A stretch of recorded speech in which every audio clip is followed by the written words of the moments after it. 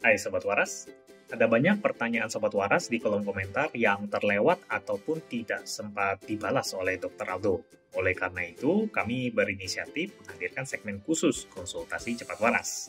Episode kali ini akan fokus pada pertanyaan seputar diabetes. Videonya mungkin agak panjang ya kali ini, jadi buat Sobat Waras yang mau langsung menuju ke pertanyaan spesifik, silakan klik saja timestamp yang ada di deskripsi video. Langsung saja kita simak yuk. Dok, kalau buang air kecil sudah normal, apa gula darah juga ikut turun? Makasih. Sering buang air kecil memang salah satu gejala klasik dari diabetes. Selain sering merasa haus, sering merasa lapar, dan juga penurunan berat badan yang tidak bisa dijelaskan. Tapi bukan berarti kalau misalnya ada kejadian sering buang air kecil, udah pasti diabetes. Masih banyak kondisi-kondisi lain yang menyebabkan sering buang air kecil alias poliuria. Contohnya infeksi saluran kencing, kemudian pada laki-laki usia lanjut ya biasanya itu ada pembesaran kelenjar prostat, kemudian bisa juga kondisi diabetes yang lain ya, diabetes insipidus itu karena kelainan hormon antibiotik hormon, kebanyakan minum ya biasanya karena faktor psikis yang kita sebut dengan primary polydipsia, dan juga penyakit-penyakit yang melibatkan saluran kemih yang lainnya. Jadi bukan berarti kalau Anda sering kencing sudah pasti diabetes. Untuk pastinya gimana? Tentu aja langsung periksa gula darah ke dokter terdekat ya. Aku penderita diabetes, terakhir cek 570, sampai nggak pernah lagi makan nasi. Tapi dengar dokter ini aku sedikit lega, walau penglihatan sudah buram. Minta doanya teman-teman, semoga bisa turun gula darahnya. Yang tahu obat penurun gula darah, mohon infonya.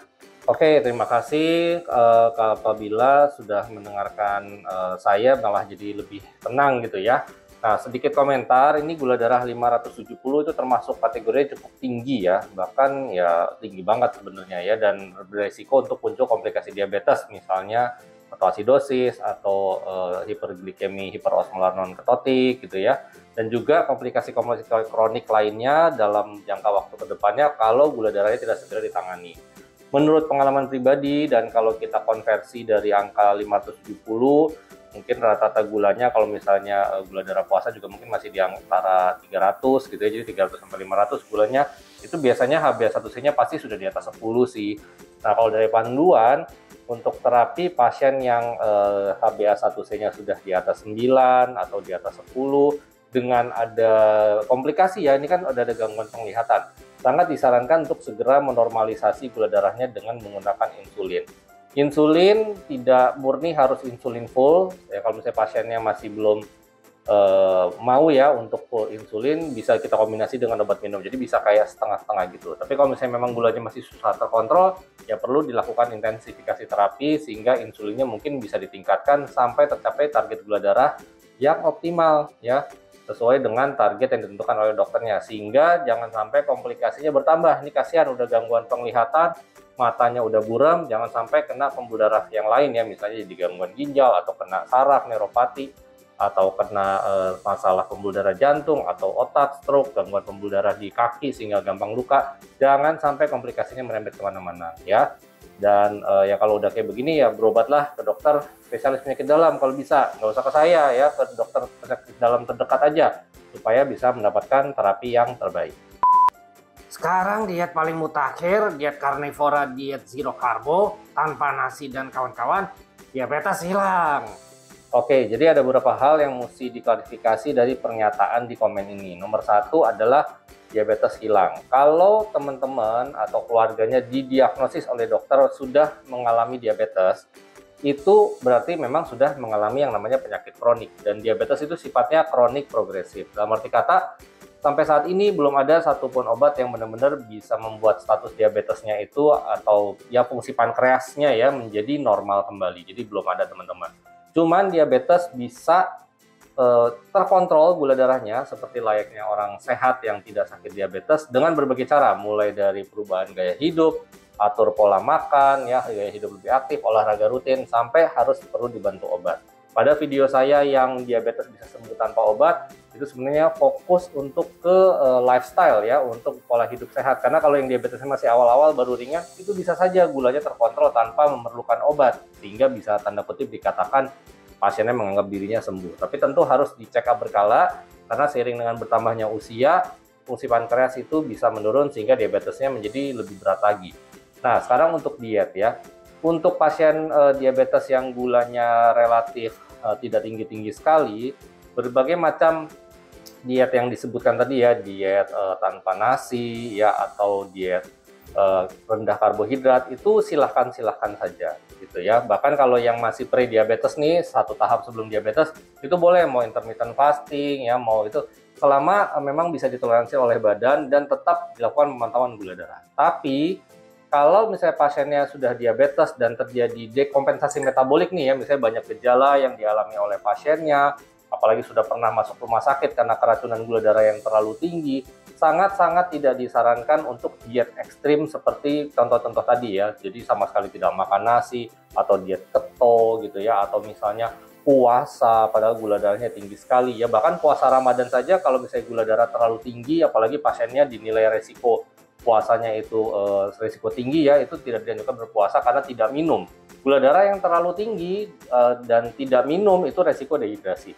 Diet yang paling disarankan yang cukup netral dan bisa dipastikan aman untuk penderita diabetes adalah diet gizi seimbang. Itu perlu dihitung jumlah kalorinya berdasarkan tinggi badan, dicari berat badan ideal, lalu nanti dihitung kalorinya berdasarkan jenis kelamin, berdasarkan aktivitas, berdasarkan komorbidnya gitu ya, terus berdasarkan apakah sebelumnya dia gemuk atau kurus. Nanti dokternya tentukan, dan tetap komposisinya harus ada karbohidrat meskipun memang dibatasi, lemak juga dibatasi, protein secukupnya, serat yang harus tinggi serat gitu ya, dan utamakan karbohidratnya dari karbohidrat yang kompleks, misalnya sayur-sayuran, kacang gitu ya, buah tertentu gitu. Jangan banyak karbohidrat yang simple, misalnya kayak gula pasir, nasi putih gitu ya. Nah itu semua teman-teman bisa banyak cari contohnya di YouTube ya, karbohidrat kompleks apa saja. Bahkan kalau mau detail untuk sampai perencanaan makan, sangat dianjurkan untuk konsultasi ke spesialis gizi klinik bagi para penderita diabetes. Jadi jangan sampai salah kaprah bahwa ada diet ini pasti bikin diabetes sembuh. Itu sampai saat ini belum ada. Diet adalah salah satu cara untuk mengontrol gula darah, tapi bukan istilahnya untuk menyembuhkan diabetes. Ya, semoga bisa dipahami. Maaf dok, jadi intinya penderita gula darah boleh minum obat tadalafil dan sejenisnya ya? Pada pasien diabetes yang menderita disfungsi atau gangguan ereksi ya, alat vital kelamin pria gitu ya, itu sangat boleh untuk mengkonsumsi obat-obat yang disebutkan tadi ya, golongan PDE5 inhibitor. Nah itu ada tadalafil, itu merek dagangnya Cialis misalnya, kemudian ada sildenafil, itu merek dagangnya Viagra contohnya, dan itu banyak dijual di pasaran. Tapi ada syarat-syaratnya ya. Kalau disfungsi ereksinya memang disebabkan karena diabetes dan komplikasinya, apalagi dia ada komorbid yang lain-lain, sebelum dipertimbangkan menggunakan obat-obat membantu fungsi ereksi seperti yang disebutkan tadi, harus terkontrol dulu kadar gula darahnya. Jadi harus berobat yang baik ke dokter, harus tetap pola hidup sehat, olahraga yang baik, tidur yang cukup, mengontrol stres emosional, psikisnya itu juga sangat penting. Hentikan kebiasaan merokok, mengontrol hipertensinya, mengontrol mengontrol kadar kolesterolnya jangan sampai tinggi ya. Kalau berat badannya masih kegemukan, menurunkan berat badan sampai ke ideal. Itu semua tahapan-tahapannya harus tetap dilakukan. Kalau sampai ada komorbid penyakit jantung dan pembuluh darah yang lain, itu juga harus dikontrol dengan baik, karena gangguan fungsi jantung itu juga sangat penting perannya terhadap fungsi ereksi dari para laki-laki yang menderita diabetes. Jadi bukan langsung solusinya adalah kalau ada disfungsi ereksi, saya diabetes, solusinya tadalafil, sildenafil, macam-macam. Jangan lupa juga pasien dengan disfungsi ereksi pada diabetes seringkali ditemukan hormon testosteronnya rendah. Ini juga kalau misalnya bisa diperiksa, sebaiknya diperiksa, dan kalau memang rendah harus diberikan suplementasi. Dan jangan lupa untuk obat-obat tadi ya, golongan PDE5 inhibitor, harus hati-hati bila digunakan oleh penderita sakit jantung yang juga mengkonsumsi obat golongan nitrat, sorbit dinitrat ya, misalnya ISDN, contohnya misalnya Sedocar gitu ya, sorbit. Nah itu juga harus hati-hati karena obat-obat golongan nitrat kalau digunakan bersama dengan golongan seperti sildenafil, tadalafil, itu resiko menurunkan tekanan darah sampai anjlok, itu bisa sampai penurunan kesadaran pasiennya ya, karena hipotensi karena tensi terlalu rendah. Jadi konsultasikan dulu dengan dokter Anda sebelum inisiatif mencari obat-obat golongan tersebut. Jadi jangan sampai efek samping, dan semoga tepat sasaran penggunaannya. Apa metformin itu lebih bagus daripada akar, bos? Jadi obat diabetes minum atau oral ya itu sangat banyak sekali jenisnya, tidak hanya metformin dan acarbose. Tapi kalau misalnya dibandingkan antara metformin dan acarbose, di atas kertas ya, kemampuan untuk menurunkan kadar gula darah memang lebih superior metformin. Metformin itu bisa menurunkan HbA1c pasien diabetes bisa 1–1,5% turunnya dengan dosis maksimal tentunya ya. Nah kalau acarbose itu dari penelitian tidak sampai 1% menurunkan HbA1c-nya. Jadi memang kesannya metformin itu lebih superior dalam menurunkan HbA1c. Tapi banyak pertimbangan nih untuk dokter mau milih metformin atau acarbose karena dua kerja obat ini sangat bertolak belakang. Kalau misalnya metformin, dia itu lebih cocok untuk menurunkan gula darah puasa karena dia bekerja menurunkan resistensi insulin dan memperbaiki proses metabolisme gula juga di liver ya. Makanya juga ada efek bisa membantu menjaga berat badan, bahkan menurunkan berat badan kalau misalnya pasiennya pola hidupnya baik bila menggunakan metformin. Nah, metformin sendiri efek sampingnya banyak ke saluran cerna, mual, kembung, muntah, diare, pokoknya nggak enak deh, jadi kayak orang kena sakit mah. Ya makanya juga harus dipertimbangkan kalau kita mau kasih metformin, ini pasiennya ada sakit mahnya apa enggak, ada riwayat gangguan pencernaan atau tidak. Dan harus selalu dimulai kalau obat gula minum itu dari dosis kecil dulu. Kemudian kalau untuk acarbose, dia bekerja langsung ya di sel-sel usus, dia menghambat enzim alfa glukosidase. Enzim apa itu? Enzim yang diperlukan untuk memecah gula ya, supaya bisa menjadi glukosa sehingga diserap ke dalam usus masuk peredaran darah. Jadi dari makanan yang kita makan kan itu ada kandungan gulanya, biasanya entah gulanya simpel atau gula kompleks, dipecah sama si enzim alfa glukosidase ini sehingga gula darahnya bisa diserap masuk ke darah. Nah, si obat acarbose menghambat proses ini karena enzimnya dihambat. Makanya penggunaannya agak sedikit ribet, yaitu harus diminum bersama dengan suapan pertama. Nah, ini juga yang akan menyulitkan pasien nih kalau misalnya lupa atau misalnya baru diminum setelah makannya selesai, otomatis kerja obatnya jadi tidak sempurna. Nah, untuk obat acarbose juga efeknya banyak ke saluran cerna karena dia memang kerjanya di situ ya. Tapi yang paling sering itu adalah sering buang angin ya, sering buang angin sehingga ini juga mengganggu untuk sebagian pasien. Jadi dokter nanti akan mikir ya, milah-milah lebih tinggi gula puasanya apa gula habis makannya, karena kalau acarbose itu lebih bagus untuk menurunkan gula darah setelah makan ya, karena dia memang kerjanya di situ.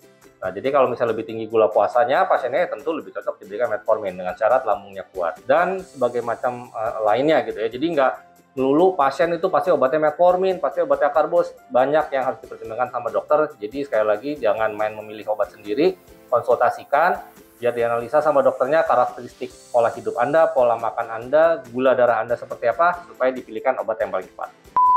Dok, mau tanya nih, saya bisa minum kopi yang takaran airnya saya lebihi agar manisnya berkurang hingga kira-kira tinggal 80%, apakah aman dok?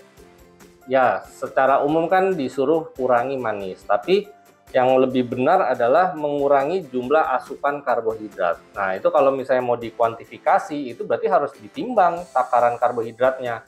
Karbohidrat yang diperbolehkan dalam komposisi diet pasien diabetes itu diusahakan jangan lebih dari 50 atau maksimal 60%. Ya 50% deh ya kalau misalnya tidak mau tinggi karbohidrat.